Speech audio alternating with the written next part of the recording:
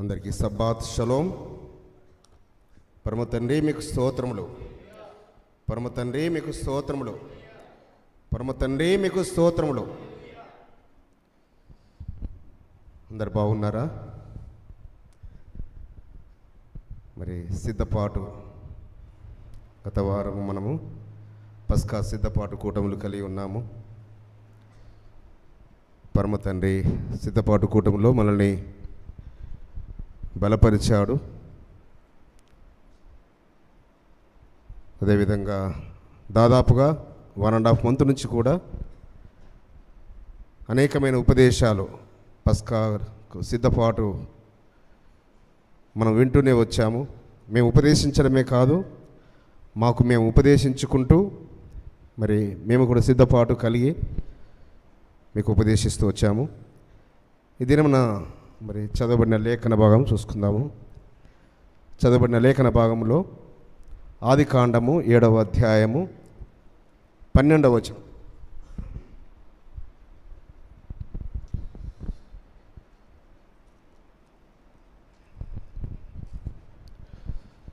Mic సలోమికి ఇవ్వండి.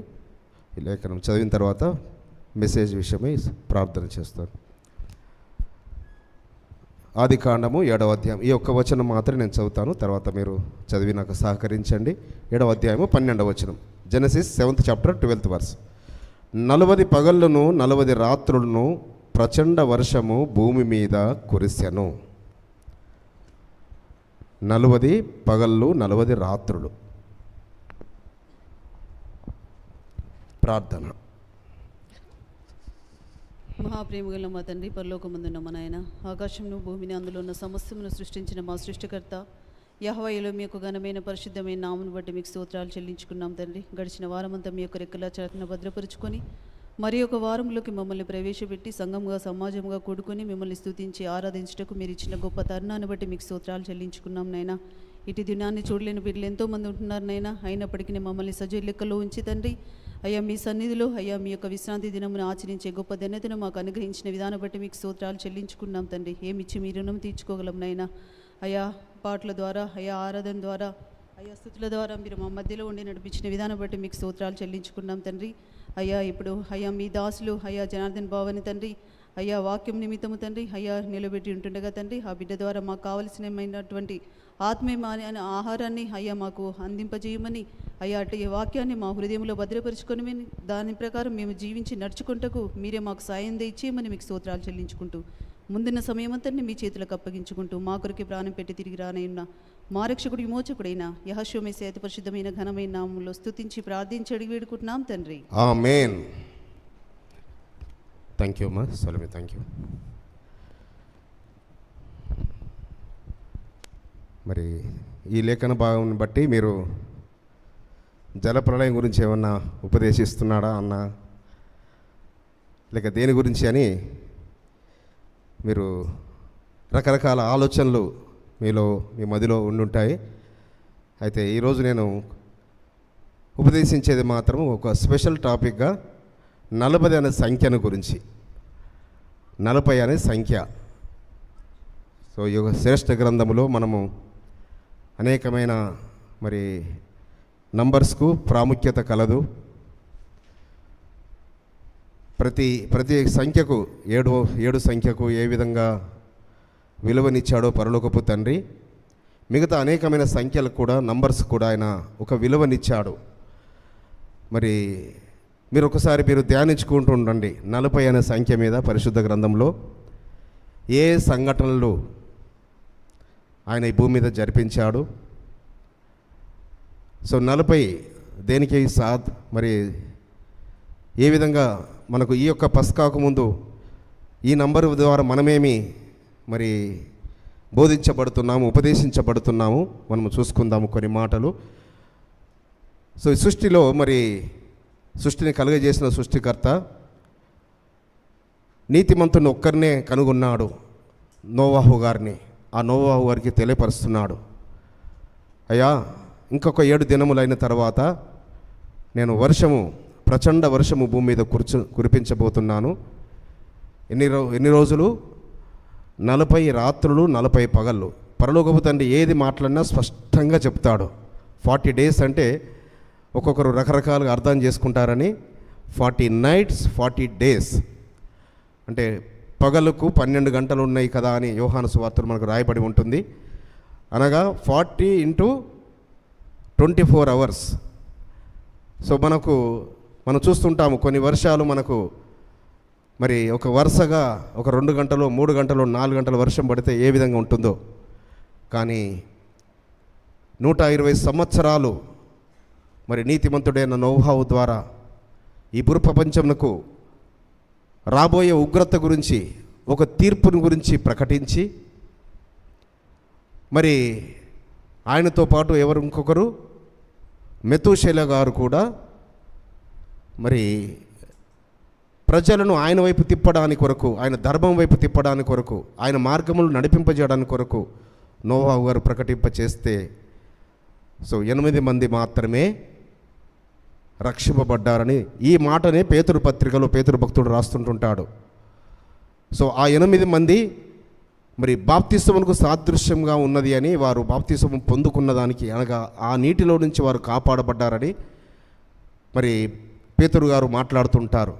అయితే ఈ యొక్క 40 రోజులు 40 రాత్రులు 40 పగళ్ళ ద్వారా మనము తీర్పుకు మనము కూడా గురి కాబోతున్నాము. అలనాడు ఆ ప్రజలు నోవాహు గారు ప్రకటిస్తే ఏ ఒక్కరు కూడా చెవి యొగ్గలేదు, ఏ ఒక్కరు ఆయన వైపు తిరగలేదు. చివరికి ఆయన 3 కుమారులకు ఎవరు అమ్మాయిలు కూడా ఇవ్వడానికి ముందుకు రాలేదు. ఆయన ప్రకటిస్తుంటుంటే నోవాహు గారి 3 కుమారులకు ఎవరు అమ్మాయిలు ఇవ్వడానికి కూడా ముందుకు రాలేదు. అయితే మరి ఆ 3 ఒకే తల్లి బిడ్డలను ఈ 3 సహోదరులు చేసుకున్నారు. అది వేరే విషయము. వారు కొద్ది రోజుల ముందే, జలప్రళయానికి కొద్ది రోజుల ముందే వారు వివాహాలు చేసుకొని ఆ పడవలో ప్రవేశిస్తారు. షేము, హాము, యాపేతు. అయితే ఆ యొక్క జలప్రళయం ద్వారా అంటే కొద్ది మంది, 8 మంది దేనికి సాదృశ్యంగా ఉందంటే ఒక నీతిమంతుడు ప్లస్ 7 పరిపూర్ణ సంఖ్య. ఒక నీతిమంతుని బట్టి 7 మరి రక్షింపబడ్డానికి సూచనగా కనబడుతుంది. ఆ విధంగా మరి 40 రాత్రులు 40 పగలు ప్రచండమైన వర్షముతో భూమిని అంతా మరి కొండలన్నీ మునిగిపోయినాయి, జంతువులన్నీ, పక్షులన్నీ, ప్రతిదీ. కానీ పరలోకపు తండ్రి ఈ సృష్టిలో ఏది నశించకూడదని నోవాహు వారికి ప్రతి జాతి జంతువులో, ప్రతి జాతి మరి పక్షులలో ఎన్నెన్ని ఆ పడవలకు తీసుకెళ్లాలో మరి మనకు తెలుసు. ఇంతకుముందు చాలా మనం విన్నాం. అదే విధముగా ఇంకొక విషయం ఇక్కడ దీని ద్వారా మనం ఏం నేర్చుకోవాలంటే, మనము కూడా ఆయన తీర్పుకు మనము ఎదుట ఆయన సింహాసనం మీద మనం నిలబడబోతున్నాము. కాబట్టి మనకు కూడా పరలోకపు తండ్రి హెచ్చరికలు జారీ చేస్తున్నాడు. మనము కూడా ఈ యొక్క యోగ్యంగా మనము చేయి వేస్తే మనము మరి తీర్పులోనికి రాక, మనల్ని మనము తీర్పు తీర్చుకొని మనం యోగ్యంగా చేయి వేస్తే మనం తీర్పులో మనం నిలబడము. కాబట్టి మనం యోగ్యంగా చేయి వేయడానికి కొరకు అలా ఈ యొక్క దాదాపుగా మరి నేను చూశాను, దయాకర్ మొట్టమొదటి మెసేజ్ ఆయన తీసుకున్నది మరి ఈ యొక్క సిద్ధపాటు కూటమిలో భాగంగా దాదాపు 40 రోజుల క్రితము. సో ఈ విధంగా మరి మనకు పరమ తండ్రి యాదృచ్ఛికంగాను మరి ఆ యొక్క ఉపదేశాలు మనకు ఉపదేశిస్తూ వచ్చాడు.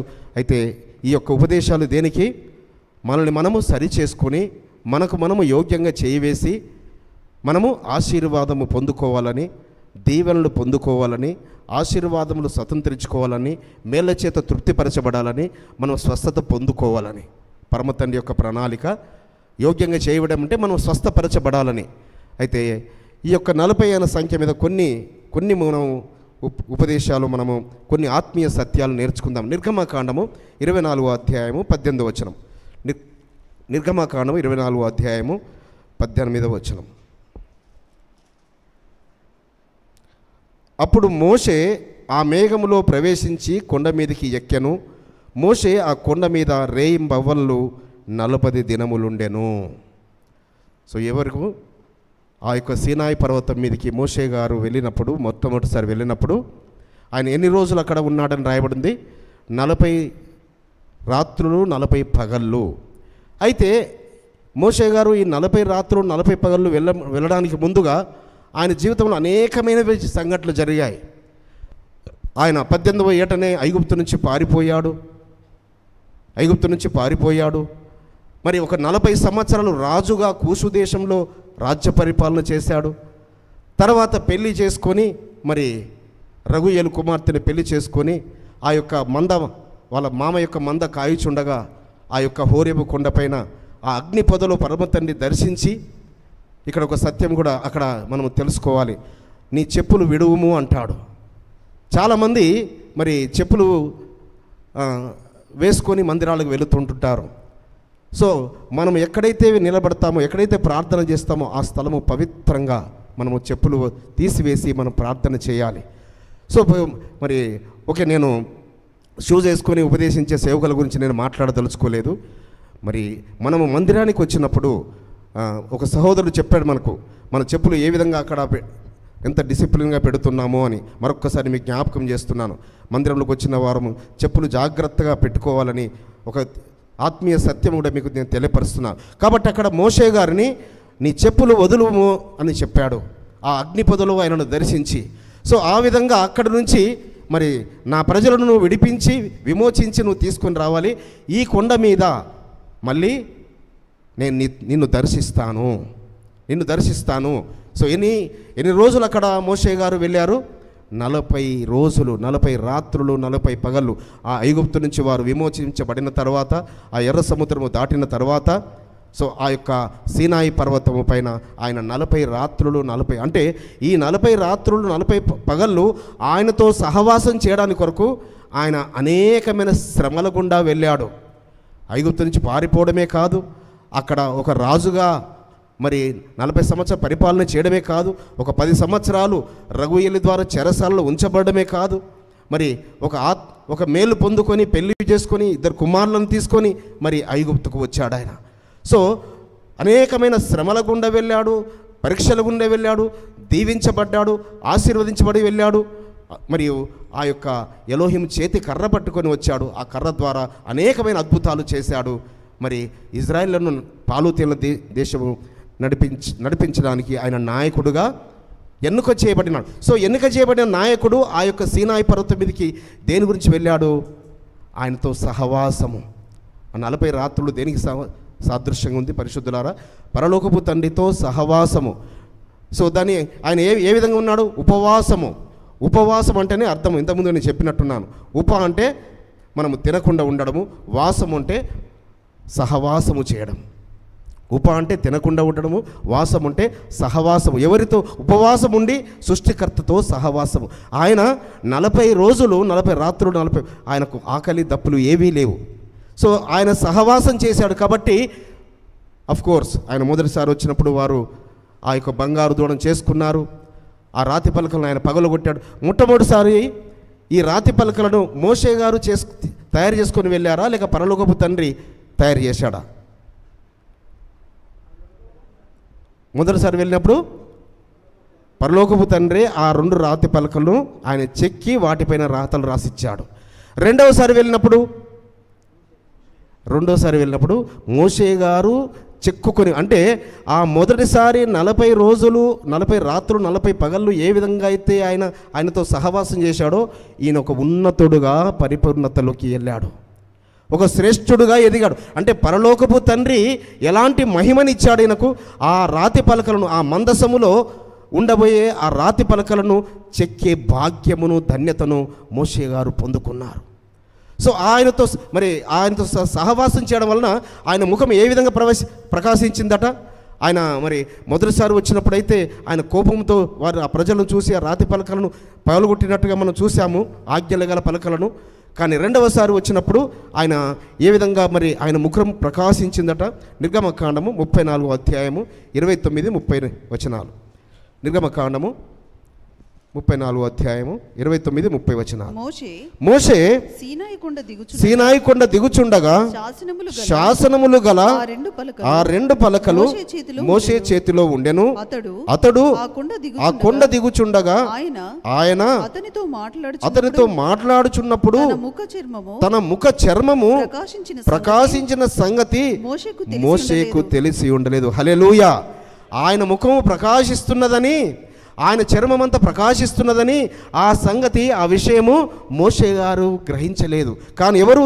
ఆ ఇశ్రాయేలు 30 వచనం. అహరోనును ఇశ్రాయేలు అందరూ మోషేను చూచినప్పుడు అతని ముఖ చర్మము ప్రకాశించను గనుక వారు అతను సమీపింపవేరచిరి. చూడండి, ఏ సారూప్యతలోకి వెళ్ళాడు.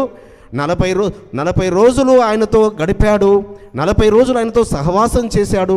మరి ఒక అర్హత పొందుకున్నాడు. ఆ పగలగొట్టబడిన ఆ రాతి పలకలను చెక్కుకొని మోషే, చూడండి ఆ మాట కూడా ఒకసారి మనము లేఖనాల్లో చూసుకుందాము.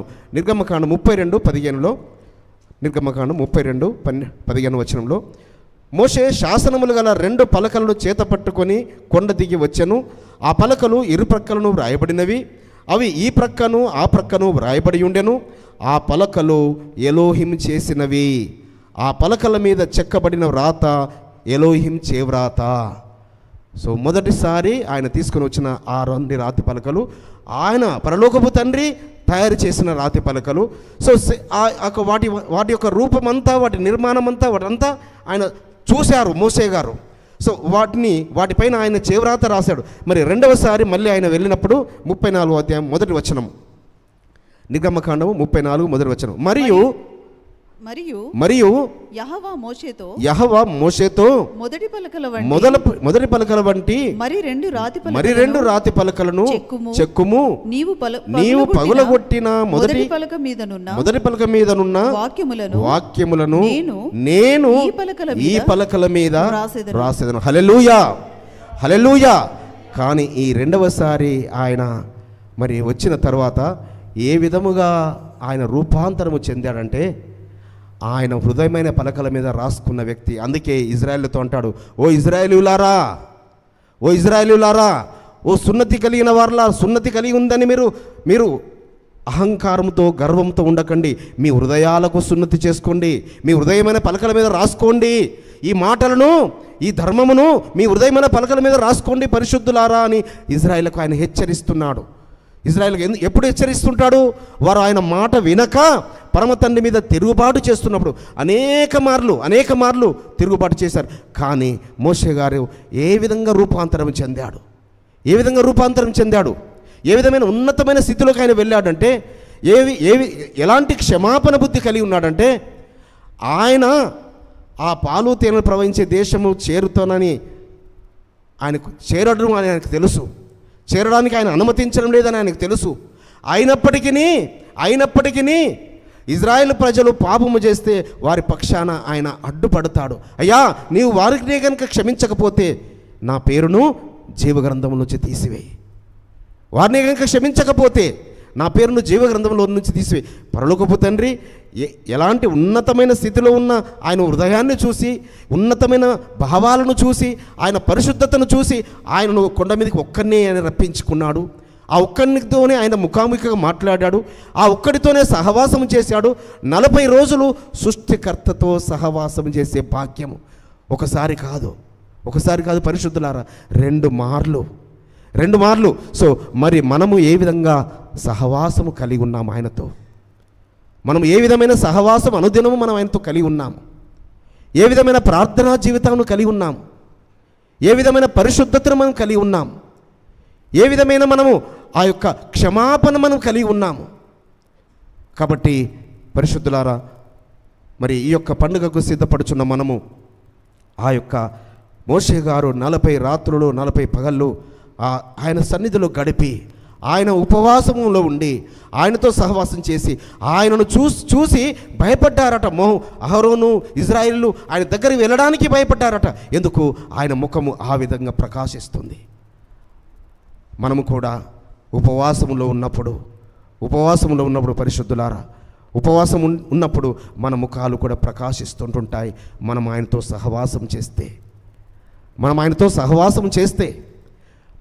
సహవాసం చేస్తే అంతేగాని ఏదో మాట వరుసకు ఎవరి గురించో నేను ఉపవాసం ఉన్నానని ముఖం వికారం చేసుకుంటే వారి ఫలం పొందుకోరట.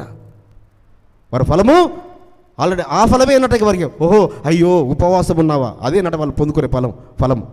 వారి ఏడల జాలి చూపుతారు, అయ్యో ఉపవాసం ఉన్నావా అని అన్న మాట అదే ఫలమట, వారికి ఇంకో ఫలము రాదట.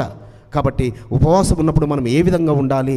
సో మన ముఖాలు ప్రకాశించే విధముగా మనం ఆయనతో సహవాసము చేయాలి. పరిశుద్ధులారా, పరమ తండ్రి మీకు స్తోత్రములు. అయితే 40 సంఖ్య గురించి మనం ధ్యానిస్తున్నప్పుడు మరి మన మూల పితరుడైన అబ్రహాము గారు ఎన్ని సంవత్సరాలు ధర్మశాస్త్రంలో ట్రైనింగ్ పొందుకున్నారు చెప్పండి? ఎన్ని సంవత్సరాలు? 40 అన్న వాళ్ళందరూ చేతులు ఎత్తండి. ఓకే, అంటే దాదాపుగా కరెక్ట్ అన్నట్టు. ఎందుకంటే 39 ఇయర్స్ అని రాయబడి ఉంది, 39 సంవత్సరాలు. కానీ ఆయన పరీక్ష ఎదుర్కొన్నది, అబ్రహాం గారి పరీక్ష ఎదుర్కొన్నది ఆ 40వ ఏట. ఆ అగ్నిగుండంలోనికి ఆయన తీసుకెళ్ళబడింది.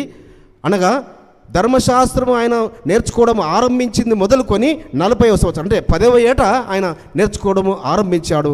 ఆ యొక్క 40 సంవత్సరాలు ధర్మశాస్త్రం నేర్చుకున్న తర్వాత, ఎందుకంటే మొన్న మనకు సేవకుడు చెప్పాడు, ఆ ధర్మశాస్త్రం నేర్చుకున్న క్రమంలో ఆయన ఆ ట్రైనింగ్ పొందుకుంటున్న క్రమంలో సూర్యుని చూసి ఈయననే దేవుడు కావచ్చు అనుకున్నాడట, చంద్రుని చూసి ఈయననే కావచ్చు అనుకున్నాడట. కానీ సూర్యుడు అస్తమించేసరికి ఓహో ఇతను కాదు. ఇలా సృష్టిని పరీక్షిస్తూ వచ్చాడు ఆయన, పరిశోధిస్తూ నేర్చుకున్నాడు, ధర్మాన్ని పరిశోధిస్తూ నేర్చుకున్నాడు. 40 సంవత్సరాలు ఏమి నేర్చుకున్నాడు చెప్పండి ధర్మశాస్త్రాన్ని అబ్రహాం గారు? 40 సంవత్సరాల ట్రైనింగ్. మరి ఆయన కన్నా ఉన్నతంగా మరి యాకోబు గారు 46 సంవత్సరాలు.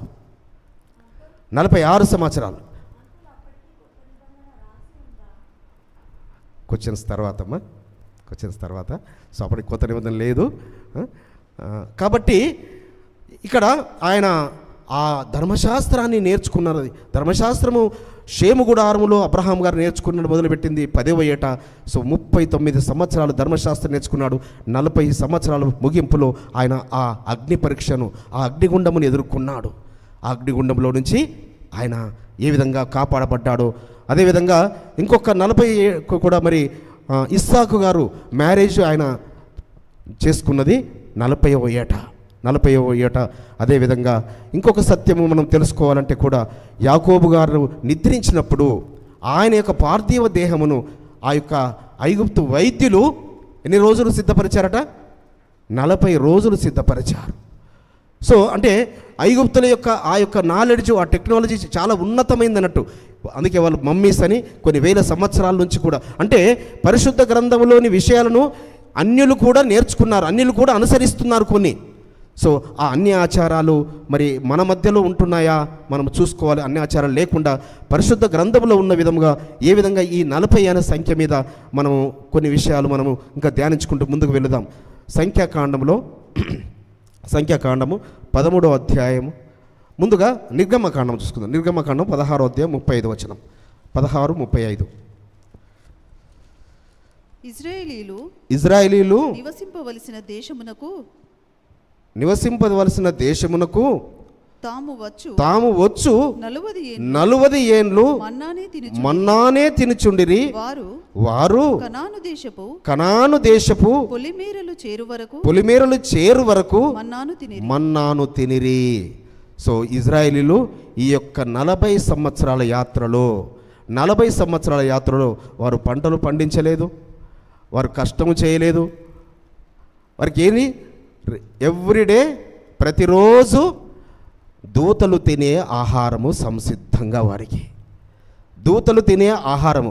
అందుకే వారికి ఏంటంటే ఆ తినడానికి అది ఒకే రకంగా కనిపించింది కాబట్టి వారికి విసుగు చెందారు. కానీ రోజొక రుచిగా మారింది, అది ఒక్కొక్కరికి రుచిగా మారింది. కానీ వారికి ఏంటి? ఆ యొక్క కీరకాయలు లేవు, ఆ దోసకాయలు లేవు, ఇలా రకరకాల మరి అవన్నీ గుర్తొచ్చినాయి వారికి. కానీ వారు 40 సంవత్సరాలు, అందుకే ఒక్కసారి మీరు ఆలోచించండి, అది ఎడారి ప్రాంతంలో వారు ప్రయాణం చేస్తున్నారు. ఆ 40 సంవత్సరాలు వారు దూతల ఆహారం తిన్నారు కాబట్టి వారు వేసుకున్న వస్త్రాలు పాతగిలలేదు. వస్త్రాలు ఏ సెంట్రల్ ఏసీలో ఉంటే అలా ఉంటుంది చెప్పండి? ఏ సెంట్రల్ ఏసీ ఉన్నా కూడా 40 సంవత్సరాలు వస్త్రాలు పాతగిలకుండా అనేది ఇంపాసిబుల్. చెప్పుల వారులు తెయిపోకుండా ఉండడం అనేది ఇంపాసిబుల్.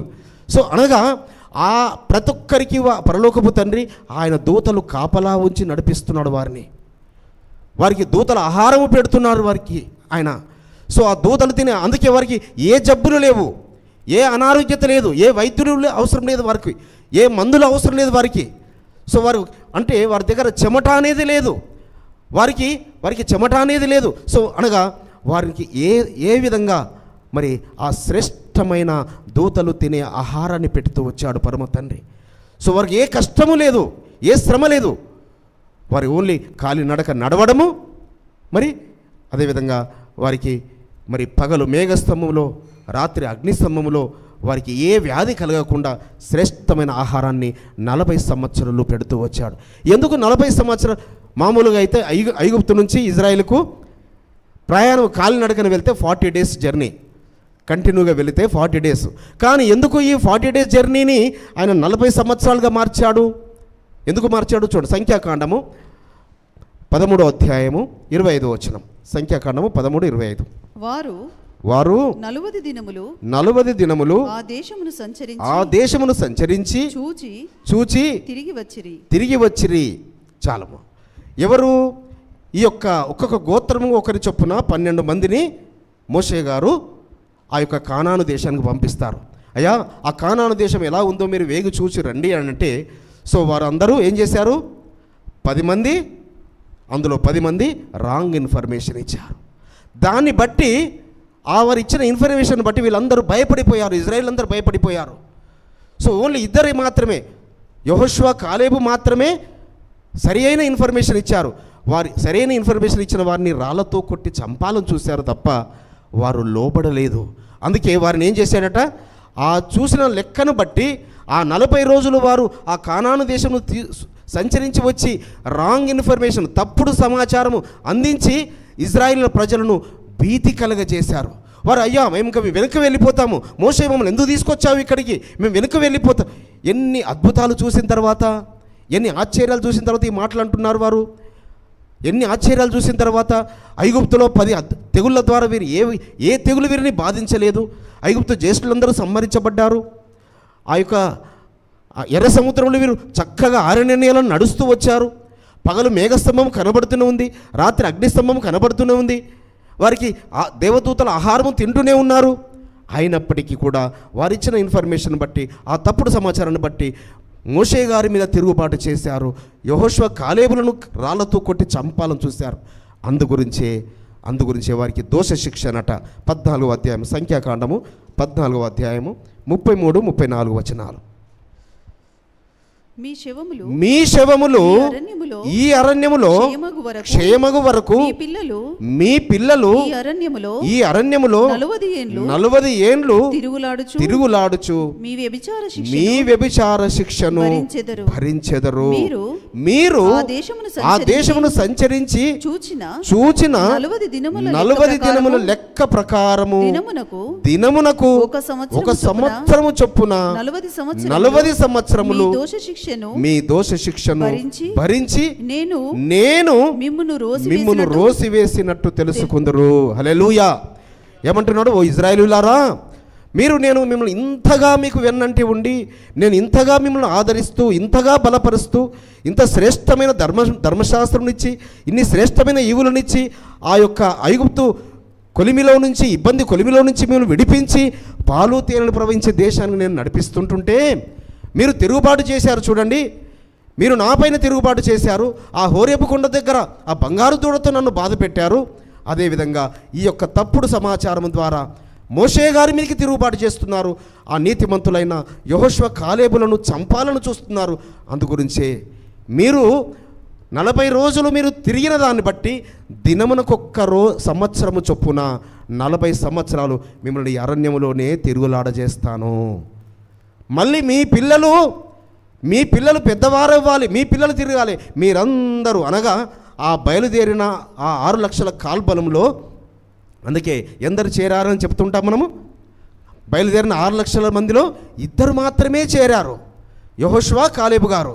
చివరికి మోషే గారిని కూడా పరమ తండ్రి అనుమతించలేదు, అహరోను గారిని అనుమతించలేదు, ఇన్ని బాధలు పడిన మోషే గారిని అనుమతించలేదు. కానీ నీతిమంతులుగా ఆయన ఓన్లీ ఒక 2 వ్యక్తులనే ఆయన గుర్తించాడు. ఈ మిగతా ఈ 5,99,000 మరి 998 మెంబర్స్ అందరు కూడా వారు ఈ యొక్క 40 సంవత్సరాల్లో వారు సంహరించబడ్డారు. మళ్ళీ వారికి జన్మించిన కుమారులు మళ్ళీ 6 లక్షల కాల్బలము, మళ్ళీ అక్కడ బయలుదేరి మళ్ళీ కానాను దేశంకి చేరిందంతా మళ్ళీ 6 లక్షల కాల్బలము చేరారు. ఎందుకు?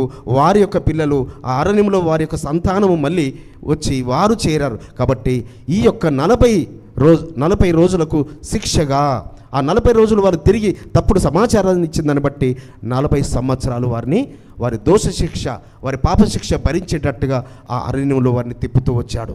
కాబట్టి మనం ఇక్కడ నేర్చుకోవాల్సిన ఆత్మీయ సత్యం ఏంటంటే, వారు మరి పరలోకము యొక్క మన్నా చేత పోషించబడ్డారు, మన్నా చేత వాళ్ళు మరి ఆశీర్వదించబడ్డారు. పగలు మేఘస్తంభంలో, రాత్రి అగ్నిస్తంభంలో వారి వస్త్రాలు పాతగిలలేదు, వారి చెప్పుల వారు తెగిపోలేదు. అంత గొప్ప ఆశీర్వాదం పొందుకున్నారు.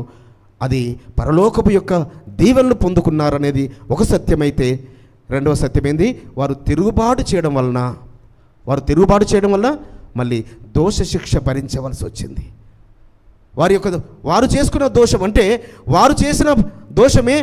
చూడండి, గోత్రంలో ఒక్కతను తప్పుడు సమాచారం ఇస్తే మొత్తము అంటే 10 మంది ఇచ్చిన సమాచారాన్ని బట్టి ఇజ్రాయేల్ యొక్క వంశము యావత్తు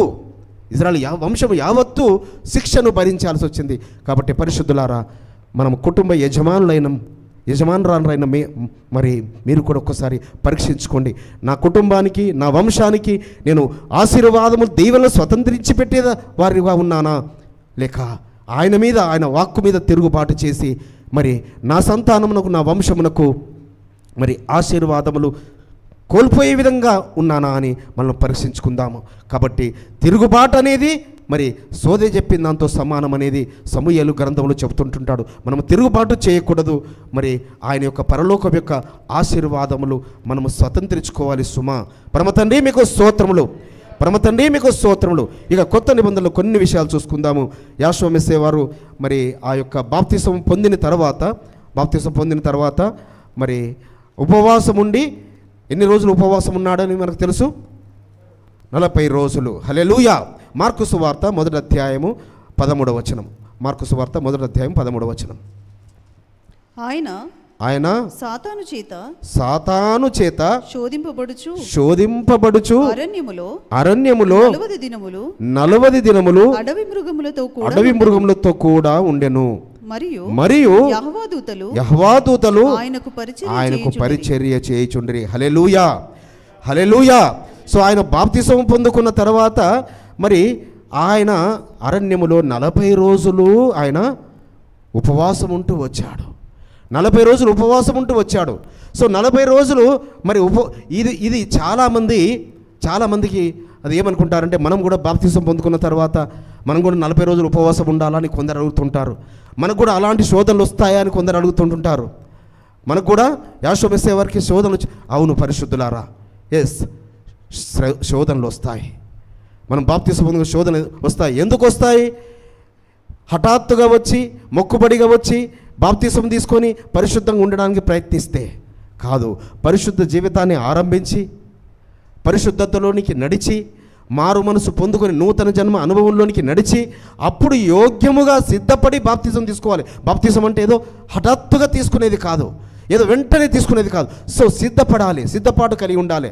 పరిశుద్ధమైన జీవితము, అవును నేను పరిశుద్ధమైన జీవితాన్ని కలిగి ఉన్నానా, నేను పవిత్రంగా ఉన్నానా, నా మాటలు తీరు మారిందా, నా ప్రవర్తన తీరు మారిందా, నా చూపులు మారినాయా, నా స్థితిగతులు మారినాయా, నా మాట తీరు ఎలా ఉన్నది, సో నన్ను చూసి ఆయనను చూసే విధంగా ఉన్నారా నాలో అనే విధముగా మనము ఒక పరిశుద్ధమైన జీవితంలోనికి.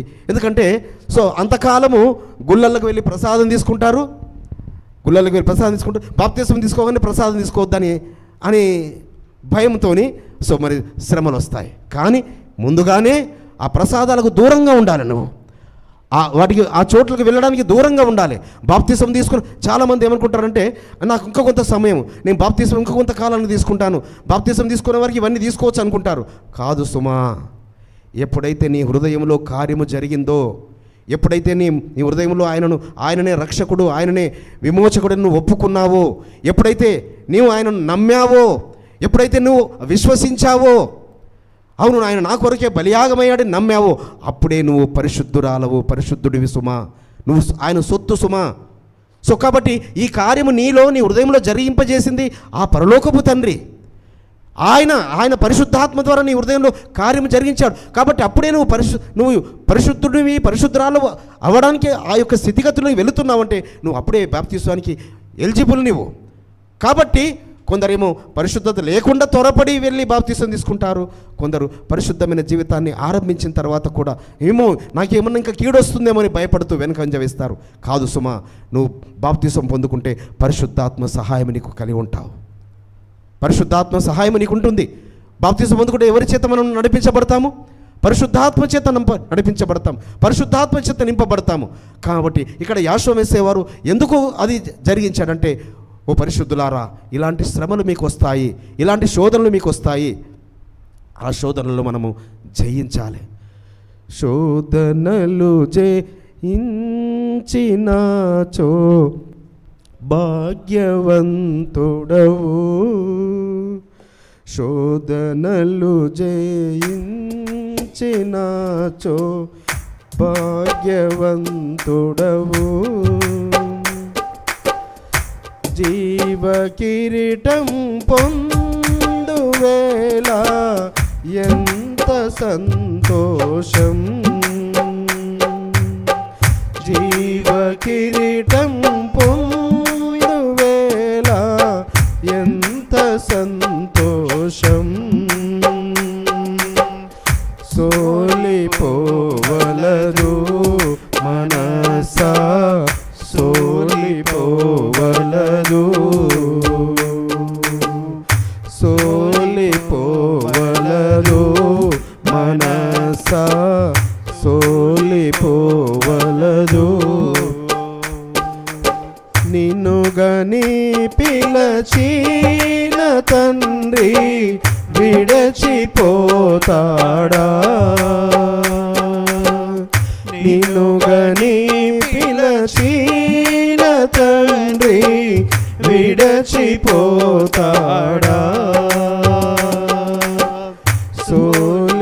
సోలిపోవలదు మనసా, సోలిపోవలదు, వాక్కునిచ్చిన తండ్రిని నీవు పాడికొనియాడు, వాక్కునిచ్చిన తండ్రిని నీవు పాడికొనియాడు, తీర్చిదిద్దే ఆత్మ నిన్ను చేర ప్రార్థించు, తీర్చిదిద్దే ఆత్మ నిన్ను చేర ప్రార్థించు, సోలిపోవలదు మనసా, సోలిపోవలదు. పరమ తండ్రి మీకు స్తోత్రములు. కాబట్టి మనల్ని కన్న తండ్రి మనల్ని విడిచిపెట్టేవాడు కాదు. బాప్తిస్వము ద్వారా ఆయన పిల్లలుగా ఆయన కంటున్నాడు. కాబట్టి ఏమి జీవితం కలిగి ఉండాలి? యాషోవ మెస్సేవారు ఏం కలిగి ఉన్నాడు? ప్రార్థనా జీవితాన్ని కలిగి ఉన్నాడు. ఆ 40 రోజులు ఆయన చేసేది ఏది? ప్రార్థనా జీవితము. కాబట్టి ప్రార్థనా జీవితము చేస్తూ చేస్తూ చేస్తూ ప్రార్థన జీవితం చేస్తూ అప్పుడు వచ్చి బాప్తిసం తీసుకోవాలి. అప్పుడు మనము ఆ ప్రార్థనా జీవితము కొనసాగించబడుతుంది. అప్పుడు మనం ఆయన ఆత్మచేత నడిపించబడతాం, ఆయన ఆత్మచేత దీవించబడతాం. సో అందుకే బాప్తిసం తీసుకున్న వారికి నేను ఒక సలహా ఇస్తాను. 40 రోజులు క్రమం తప్పకుండా మీరు ఎక్కువ సమయాన్ని ప్రార్థనలో గడపాలి. మీరు పరిశుద్ధాత్మ చేత నడిపించబడినట్లుగా, పరిశుద్ధాత్మ పొందుకున్నట్లుగా. మరి ఆల్రెడీ మేము బాప్తిసం పొందుకున్నాం కదన్న మా పరిస్థితి ఏంటంటే మీరు ఇంకా ఎక్కువ రోజులు చేయాలి. మీరు ఇంకా అప్పుడు చేయలేకపోయారు కాబట్టి దాన్ని జ్ఞాపకం చేసుకుంటూ అయ్యా అప్పుడు మరి పొందుకోలేని ఆత్మను ఇప్పుడు నేను పొందుకున్నట్లుగా, అందుకే మనకు పస్కా తర్వాత మళ్ళీ పరిశుద్ధ ఆత్మ చేత నింపబడడానికి కొరకు 50 రోజుల సమయం ఉంటుంది. పస్కా తర్వాత ఆ 50 రోజులు మనం ఎక్కువ ప్రార్థన జీవితం కలిగి ఉండాలి. పరిశుద్ధులారా, ప్రార్థన జీవితం, ప్రార్థనతో మనము సాధించగలం దేని కానీ, ప్రార్థనతో మనము ఆశీర్వదించబడతాము. కాబట్టి యాషోవ మెస్సీయ వారు ఆ 40 రోజులు మనకు ప్రార్థన నేర్పించడానికి కొరకు, మనం ప్రార్థన జీవితం కలిగి ఉండాలని, ఓ పరిశుద్ధులారా, ఓ బిడ్డలారా, అపవాది మీ మీద అధికారం చెలాయించకుండా ఉండాలంటే మీరు నా పాదాల చెంత ప్రార్థనలు గడపండి. ఆయన పాదాల చెంతలు మనం ప్రార్థనలు గడిపితే అపవాది పారిపోతాడు. మనం మోకరిస్తే అపవాదికి గజగజ వణుకుతాడు సుమా. మనం మోకరిస్తే అపవాది గజగజ వణుకుతాడు. కాబట్టి పరిశుద్ధ బిడ్డలారా, ప్రార్థనా జీవితం కలిగి ఉన్నావా? నీ యొద్దకు అపవాది ఎంత మాత్రం రాడు. మోకాళ్ళ జీవితం కలిగి ఉన్నావా? మోకాళ్ళ అనుభవం కలిగి ఉన్నావా? నీ యొద్దకు అపవాది రాడు. కాబట్టి మోకాళ్ళ జీవిత అనుభవము, ప్రార్థన జీవితాన్ని మనం కలిగి ఉండాలని మరి పరమ తండ్రి మనతో సెలవిస్తున్నాడు. ఇంకొక విషయము నేను ఆత్మీయ సత్యాన్ని తెలియపరిచి మాటలు ముగిస్తాను. మరి యోనా గ్రంథములో 3వ అధ్యాయం 4వ వచనములో ఇంకా 40 దినములకు అనే ఒక మాట అక్కడ రాయబడి ఉంటుంది. యోనా గ్రంథము 3వ అధ్యాయం 4వ వచనం.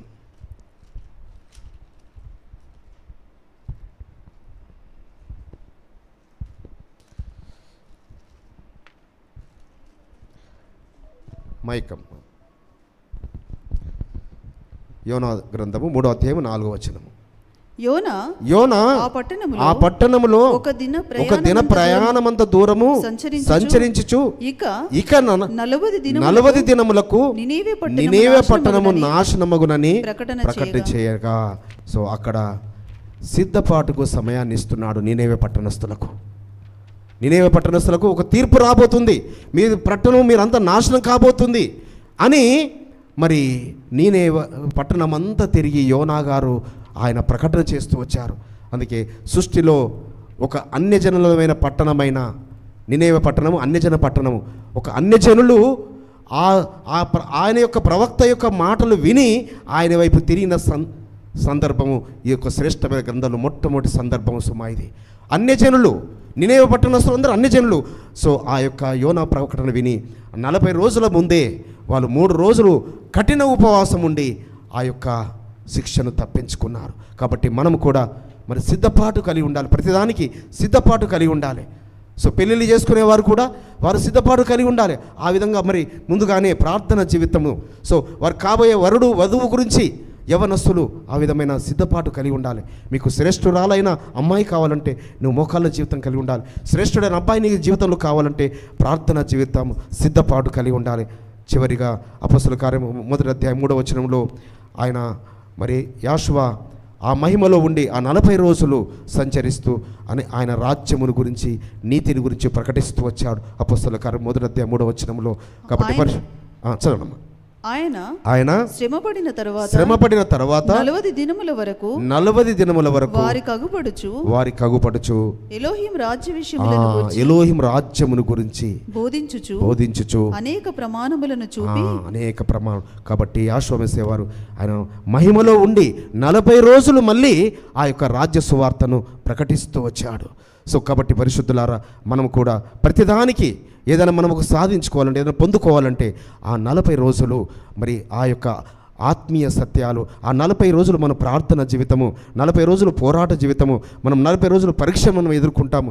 మనము ఆయనతో సహవాసము క్రమము తప్పకుండా ఆ విధంగా మరి సేవకురాండ్రు అయితే వారికి వేరే పనులు ఎక్కువ ఉండవు కాబట్టి వారు ఆయనతో కలిగి ఉంటారు, వారు సహవాసం కలిగి ఉంటారు, వారు ప్రార్థన. కానీ పరిశుద్ధులైన విశ్వాసులకు పరమ తండ్రి ఈ యొక్క మాటల ద్వారా, ఈ 40 సంఖ్య ద్వారా మరి మన ఆ యొక్క తీర్పును జలప్రలయ సమయంలో వారు తీర్పుకు వారు మరి గురయ్యారు. ఆ యొక్క హెచ్చరికలు వారు లక్ష్య పెట్టలేదు. ఆ యొక్క జలప్రలయం నాశనం అయిపోయారు. మోషే గారు 40 రోజులు ఉపవాసము ఉన్నారు ఆయన సముఖంలో.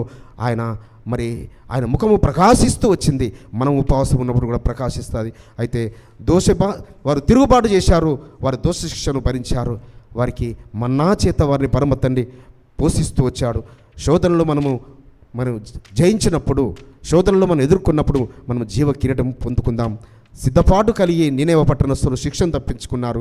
మరి మహిమ శరీరం మనం పొందుకోవాలంటే మనము మహిమైశ్వర్యం పొందుకోవాలంటే ఆయన రాజ్య సువార్త, ఆయన రక్షణ సువార్త గురించి మనం ప్రకటించాలి, మనం దానికి సాక్షులుగా నిలబడాలి. ఆ విధంగా పరమ తండ్రి మనల్ని ఆశీర్వదించును గాక. ఆమేన్.